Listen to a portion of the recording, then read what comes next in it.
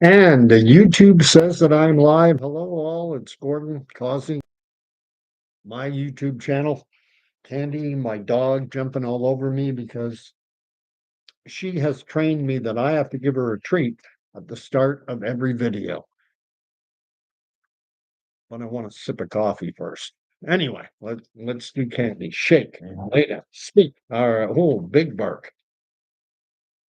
And that takes care of my dog. Welcome to my high production value um, YouTube channel, where tonight I'm going to be reacting to the debate I just watched. I have Danny, who's already chimed in on the live chat. If you're on live, you can see what he's writing. He describes it as a certain type of show. I am endeavoring. I make no promises. I don't like to make promises I can't be assured of keeping. I don't like to swear on my channel. And it's not to say I don't. It's just on my channel. I try to keep it clean. So Danny described it as an excrement show, but he didn't use the word excrement. And John 5 is here and he's writing no hockey. No, I'm not talking about the hockey game. I'm not sure when the puck dropped. The Montreal Canadiens are playing the Carolina Hurricanes. And if Montreal can manage to get either win or even just force the game into overtime, thus gaining one single point, then they will be assured the eighth and final playoff spot in the upcoming Stanley Cup playoffs.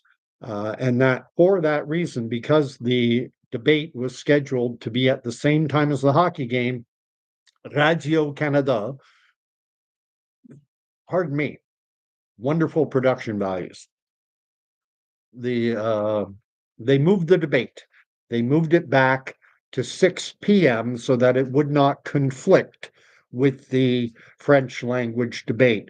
And man, oh man, I'm going to try and provide an entertaining little snippet on one man's reaction, but and I'm going to try and be more entertaining than the actual debate was, which I don't think is going to be too hard because, man, you talk about setting a low bar. First off, I started watching about 5-10 minutes beforehand, and Radio Canada was talking about the fact that the Green Party had been disqualified, I think, just today. Like at the last possible minute, they were told, you're not Elizabeth May. And actually, she had someone who was going to stand in for her because Elizabeth May's French is absolutely brutal. I have titled this, I'm an Anglo, a bilingual Anglophone who, this is my reaction, a bilingual resident of Ontario, spent most of my life living in Ontario. However, I did live in La Belle Province. I did live in Quebec between 2011 and 2015. I was in the military. I served at Valcartier. I was the only Anglophone in my unit. And I'll just do a little bit in French to if anyone's just chancing in and going, does this guy really speak French? He doesn't sound like he speaks French. Oui, je parle français, mais c'est ma langue seconde. Je fais parfois des vidéos en français juste pour le garder d'une façon. J'aime, il faut l'utiliser. C'est comme un muscle. Et si on ne l'utilise pas, on peut le perdre. Donc, c'est important pour moi. J'ai travaillé fort pour devenir plus ou moins bilingue. Je veux le garder. Je sais que depuis 2015, j'habite ici en Ontario. Ça commence à diminuer un peu. Mais je peux toujours débrouiller, pas pire, pour une hostie tête carrée. I just said I wouldn't swear, and I swore in French. Anyway, I'm just going to read what's being written right now. I've got a few people on watching. Great. I invite you to please fill up the live chat. I love the engagement. It animates me. It makes this more hopefully entertaining. Cryptomeria is writing "Go Kraken." I guess that's for Seattle. And JCP is here. Good evening. Good evening to you as well. And JCP's comment is that Pierre's body language was strong tonight. He appeared confident. I'll state my bias up front. If you watch any of my previous videos, you'll know that in this election, I am pretty much all in on Pierre Poilievre and the Conservative Party of Canada in this election. Uh, and that is to say, I have voted all over the place over the course of my however many years voting, 1858. I've got a 40-year voting career, and I have voted Liberal, NDP, Conservative at the federal level. I've even voted PPC. Um, I'm not, there are individuals in this country, a lot of them, who I always vote Liberal, never vote Conservative. I don't care if Joseph Stalin is leading the Liberal Party. I'm voting Liberal because the Liberals are the best. And likewise for the Conservatives, the same thing. I never would vote Liberal. I wouldn't matter to me if Mao Zedong was the head of the Conservative Party. I'm voting Conservative. I don't operate that way. My vote will move. And it's because of voters like me that elections change. It's why governments change. If everyone always voted the same, changes would be very incremental. I like what Danny is writing. He puts this in just about every live chat, and it's an important reminder. Jesus is king. That didn't enter into the debate, though. There was nothing about religion at all, just politics. And I'll cover off what I think was the most telling moment when I thought I support the Conservatives, where I thought Pierre Poilievre performed best. This was the gotcha moment that I saw. Poilievre, en français, I'll give you my best rendition of what he said to Carney directly. He said, for the last 5 years, you have been top economic advisor to the Liberal government, and we've seen a 10-year period of economic failure, the doubling of housing costs, through the roof inflation, and he listed all the failures of the last 10 years, with five of them last 5 years. Carney's been the Liberal Party, governing party's top economic advisor. And what was Carney's answer? Je viens d'arriver. I mean, it struck me. There's an old episode of the Simpsons where Homer is giving command of a nuclear submarine. It's the Simpsons. And he just about causes World War III. And when he surfaces, he's got guns all aimed at him, and you have 30 seconds to explain yourself before we annihilate you. And Homer picks up the megaphone, and goes, "It's my first day," and everyone laughs at him. "Je viens d'arriver." Colin de bin. It's a little French. It's like saying good golly gee willikers, Colin de bin. The same way that the in English we say sugar instead of another word, all in the bin. So that was the big gotcha moment. I thought, now that's me. Does that mean it'll resonate with others like that? I genuinely don't think anyone won this debate.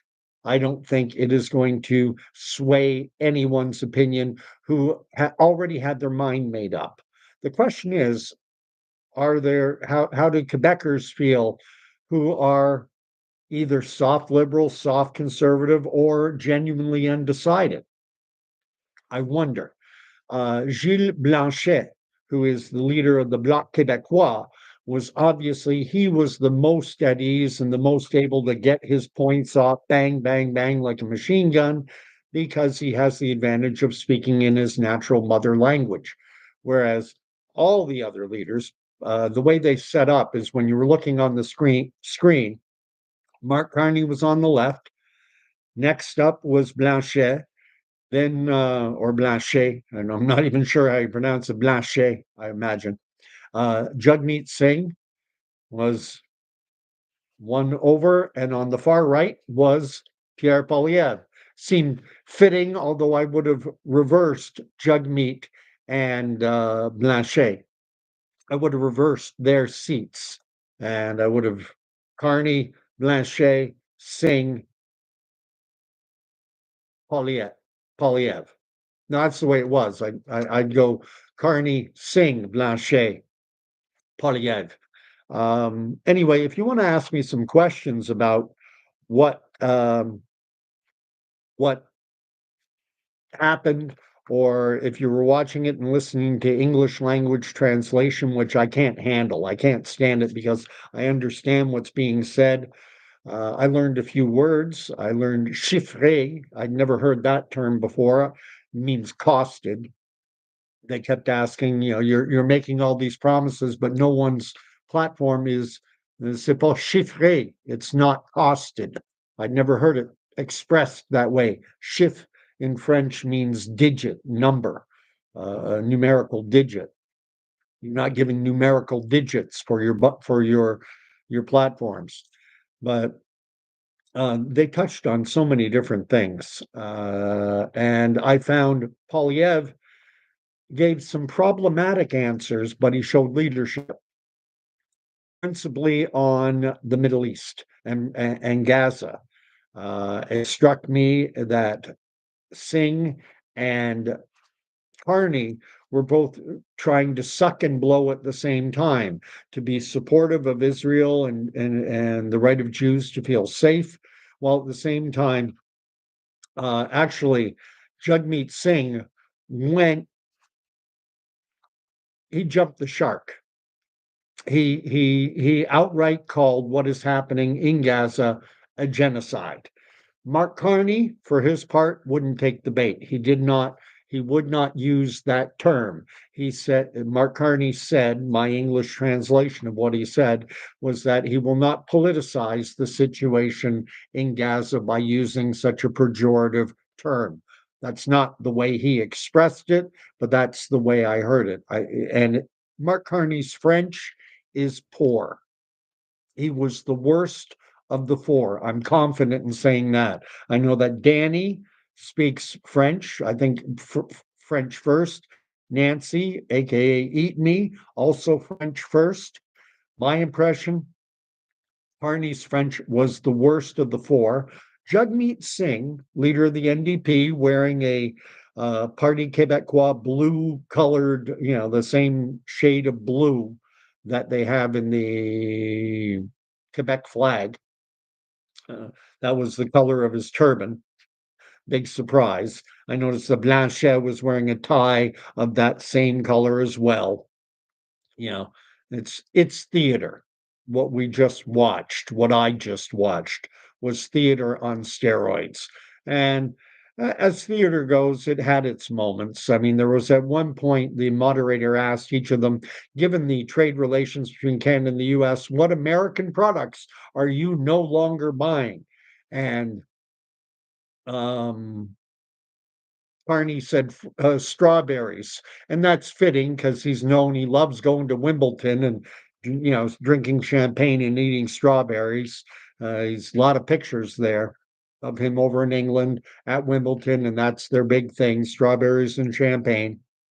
So no surprise he said that, and then they all joined in with him and said, "Oh yeah, I'm not buying any American strawberries either." Um, and then who else? Yeah, Jagmeet Singh talked about the fact that he does the shopping and I prepare the meals, alimentaire, and I'm not buying any American foodstuffs. And then they turned to Pierre Polyev, and Polyev said that he's a big lover of beef and he's not buying any American beef. Meaningless, meaningless. But Polyev got a little bit of he was able to inject some humor, which could help him, I think. Show him he's got this reputation of being this dog on a bone. And he said, this is a delicious, c'est délicieux. It's a delicious little conversation we're having. And it was a light moment. I found Jagmeet Singh to be damn annoying. He was a one-string banjo. All he wanted to talk about was healthcare, healthcare, healthcare. That's what unifies us. Any question they asked him, invariably, didn't matter. It seemed didn't matter whether they asked him about immigration, or the economy or French language or identity or whatever it was. It was healthcare, healthcare, healthcare. And at one point, or at probably more than one point, the moderator cut off his mic because he wasn't answering the questions that were being posed. He was drawing everything back to healthcare. And then later in the debate, I wonder how this will resonate with Quebecers. I don't know. I am not a Quebecer, even though I lived there for 2011 to 2015. I was living there as an étranger. I was an outsider. French is not my first language. I did not grow up in that culture. So while I have a sense of it, I don't understand it fully. But it'll be interesting. He went on a bit of a diatribe toward the end, talking about how the moderator has cut off my mic at several, and I'm trying to bring up healthcare because it's the one thing that unites Canadians, and you know, it's the one thing that differentiates us. We look after one another. On prend soin de un pour l'autre, or however he phrased it. And wow. Uh, uh, Danny's writing that he is fully bilingual. We've spoken before. I did a live once and he jumped on with it. Uh, Eatney is saying that Pierre might have won some seats. Blanchet said the city of Quebec wants a tramway, not the population of the city, not the population of the city of Quebec. That was one part I didn't really understand. They were talking about two things: a tramway, and then another infrastructure project. And the question was, would you favor one or the other or both? And they asked each one in turn. And there was a lot of debate over pipelines and the need to, in my view, is that Canada absolutely 100% needs to unleash its powerhouse economic wealth underneath the ground in provinces, primarily Alberta, Saskatchewan, and enrich us all. Get rid of our energy dependence on the United States. And uh, Pierre Poilievre was the most aligned with my own point of view. I don't know how that lines up with in Quebec, though, because another big part of the debate was over environmentalism and the way they present the climate change narrative. It's like it's a crisis, the climate change crisis, the wildfires that we've seen, and you can't breathe the air. And everyone knows this is a crisis, and Canada has to act. We're going to save the world from climate change. And anyone who's paid attention to my station for any length of time knows that, number one, I don't deny that climate changes. Duh. Everyone in the world should know that climate changes. We go through periods of warming, cooling. It's cyclical. These warming and cooling trends can last 300-400 years. We had a medieval warming period from 1000 to 1400. From 1400 to 1800, we had a little ice age. About 1800, we started in the current warming trend. If history is any indication, we have another 100 or more years to go in this warming trend. Temperatures go up, temperatures go down. The question is, to what degree, if any, is human activity impacting climatic change?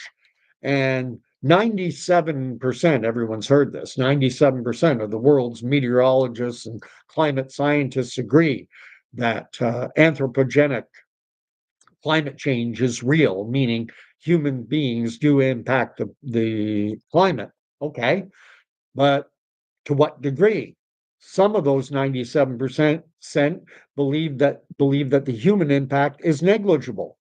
There is an impact, but it's very small. Others think it's catastrophic and that, in 5 years, the polar ice caps are going to disappear. And then 5 years goes by and they're still there. Oh, our model was wrong. But don't worry, we've got another model. And it says that in another 5 years, the Arctic ice cap will be gone. Well, now there's more ice than there was before. Well, that doesn't disprove our hypothesis. Yeah, hypothesis. Hypothesis. It's not a fact. It's not science. It's guesswork. It's computer modeled simulations, cherry picking data. But so much of the debate was centered on climate. And one of the questions they were asked is, "Are you in favor of nuclear power?" I was glad to hear Pierre Poilievre say yes to nuclear power. And the NDP, of course, wants renewable energy, renewables, wind, solar. What do you do? Well, what do you do at night when the wind's not blowing and there's no load going on to the grid? See, I don't think most of the population has even a basic understanding of how the electrical grid really works. And the way the electrical grid works is there has to be a constant load of power on the grid. As power is taken off the grid, a commensurate amount has to go on, not one for one perfectly, but within a range. There has to be a constant load going onto the grid as power is being taken off the grid. And what do you do when the wind when it's at night and the wind isn't blowing? If you go all in on renewables like wind and solar, well, what do you do? Because now the grid is going to fail. Everyone with their car charging in to drive to work the next morning, well, the grid isn't going to have any electricity on it because there's no input for what's being taken off of it. You need, and the simple fact of the matter is, if everyone went to bed and everyone plugged if we took all the cars in Canada and had them all plugging in at night, or 80, 90% of them plugging in to draw energy off our electrical grid, even with nuclear and everything else, and the sun and the wind and the solar and all the different types, hydroelectric, there wouldn't be enough power to charge up all those car batteries. So anyway, uh, so I'm just going to read that the third link is for cars. Okay, tramway is public transportation. And if I'm not mistaken, then John 5, that the third link, troisième lien or whatever, I forget what they were calling it. It's so interesting because I do have to do a bit of the translation in my head as I'm listening, and to make it comprehensible to myself. Um, that Polyev was, I think he was in favor of both, but I can't remember. It's not an important issue for me. That was a very Quebec centric issue. I'd be interested to know how Quebecers are going to respond, because Polyev was I thought, the most strident and forthright in talking about the need to reduce the level of immigration into this country, while pointing out that Carney has signed on to this agenda that calls on Canada to increase its population to 100 million by the turn of the next century. And this is what's gotten us into so much trouble in this country, is the fact that we've seen such an inundation, nearly 1 million people a year over the last 2, 3 years. We're talking about adding a province every year to Canada. As you think of it, a province like New Brunswick is 700,000, 800,000. No, Nova Scotia is 1 million or so. And when you add 700,000, 1 million people in a year, you just added a province, a population size of a province to the country. Where's the housing? Where are the jobs? Where are the support? You're just draining an already strained system. And so Polyev struck me that he was the most reasonable in terms of his plan to scale back immigration to what we can sustain, that won't drive inflation, that won't make housing unaffordable, because that's one major component of housing costs. It's a market, supply and demand.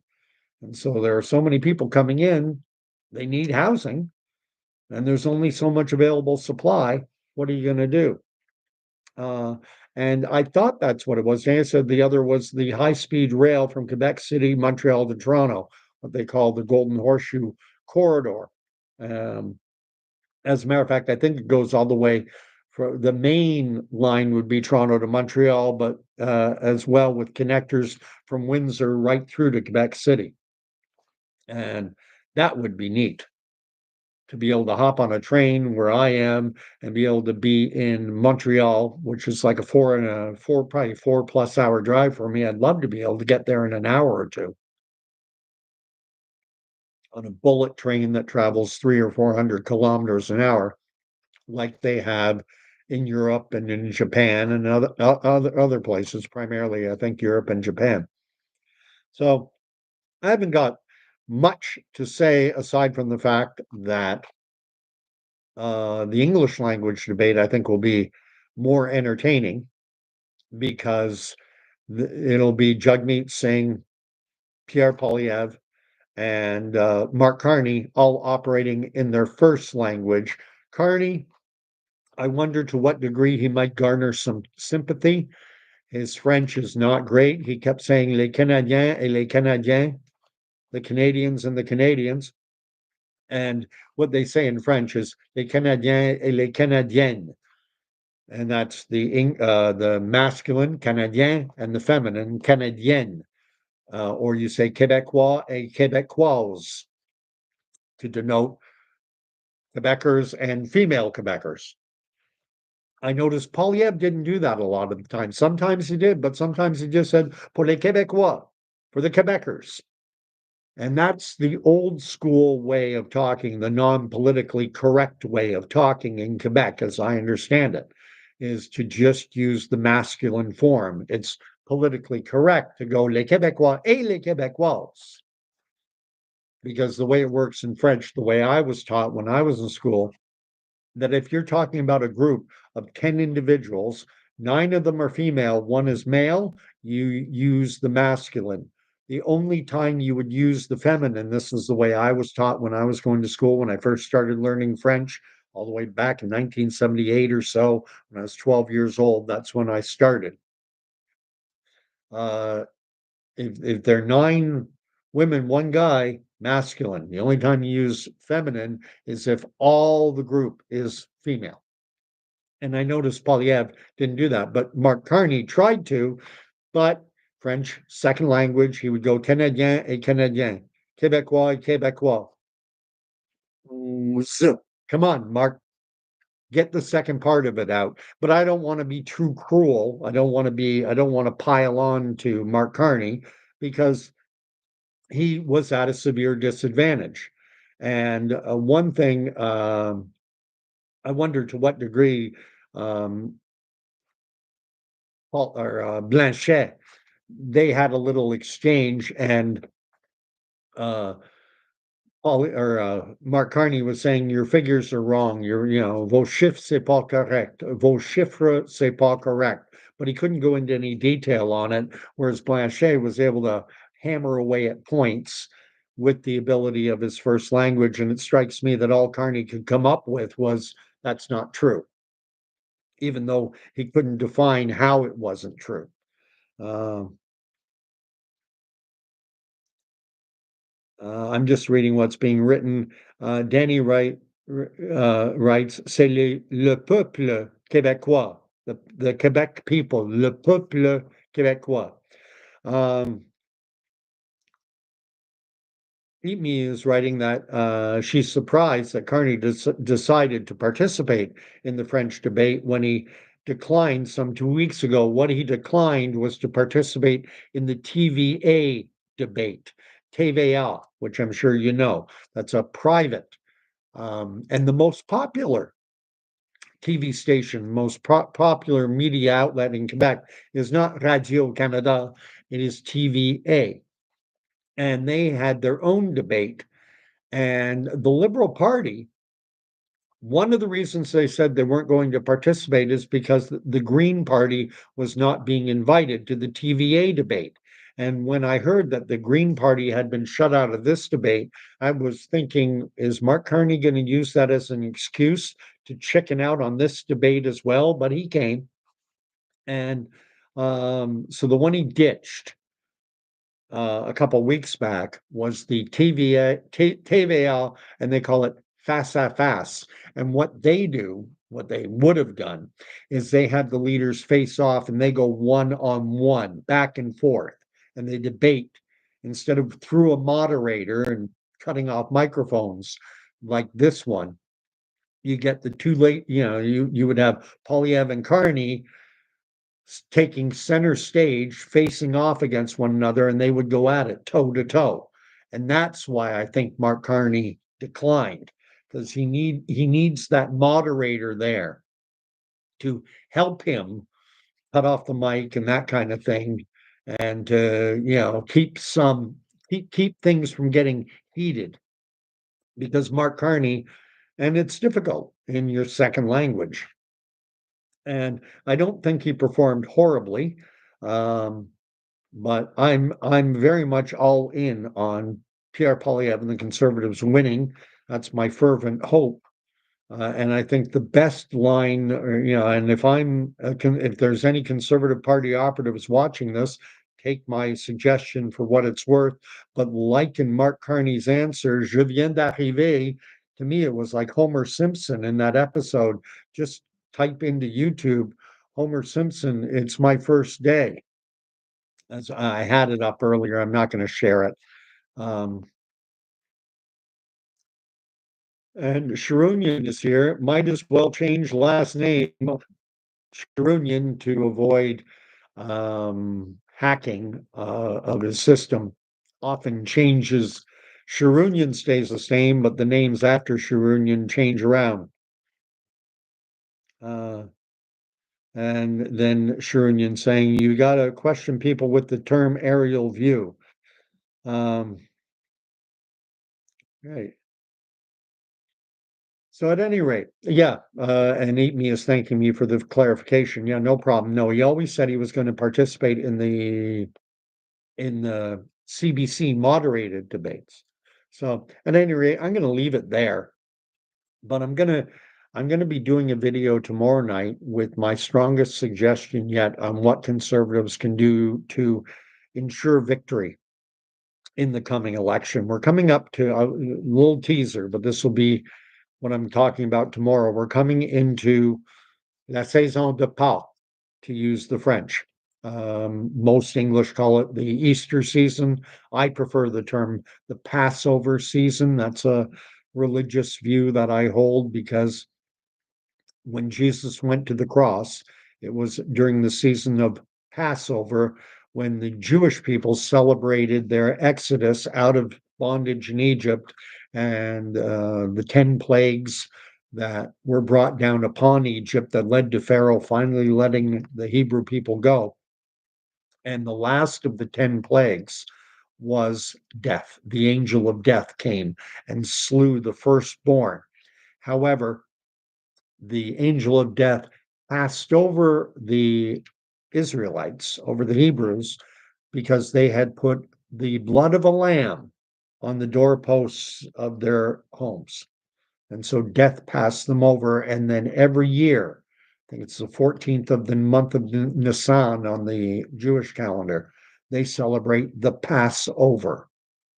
And likewise for Christians, when we celebrate Jesus going to the cross, conquering death, and rising again on the third day, that is proof to us the grave is empty. Death has likewise passed us over. So I prefer the term Passover. It's a long digression, but we're coming up to that weekend. Friday, Saturday, Sunday, families will be getting together, Easter egg hunts, etc. And this is an opportunity to talk. This is an opportunity. This election is the second most important election of my lifetime. I think most elections, for the most part, no big deal. The biggest election before this one was 1988, and we made the mistake. Canada made the mistake of entering into a free trade agreement with the United States of America. That's back in the days when I was voting Liberal. That was when John Turner's Liberal Party was opposed to a free trade agreement with the United States, whereas Brian Mulroney's Conservative Party was in favor of it.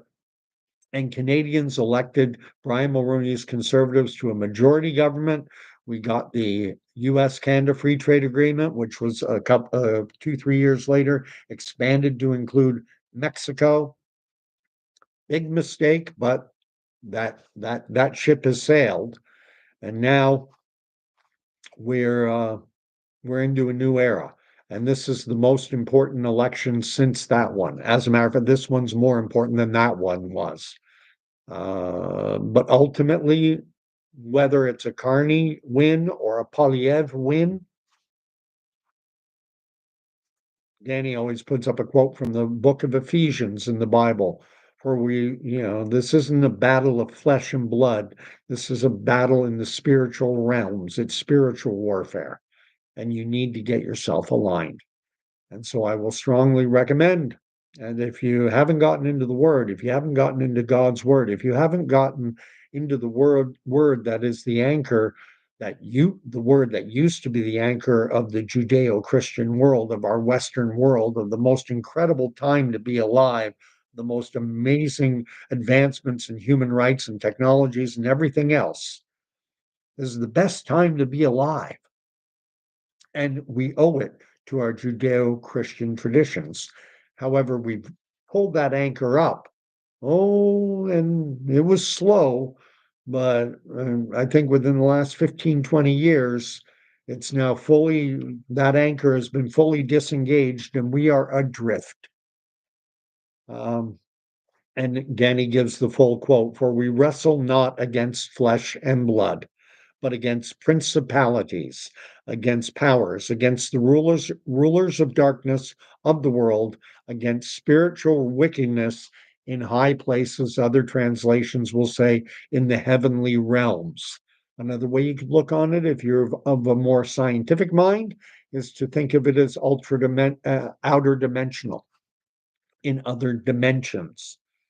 And most, theoretical physicists will contend that there are perhaps a limitless number of dimensions out there.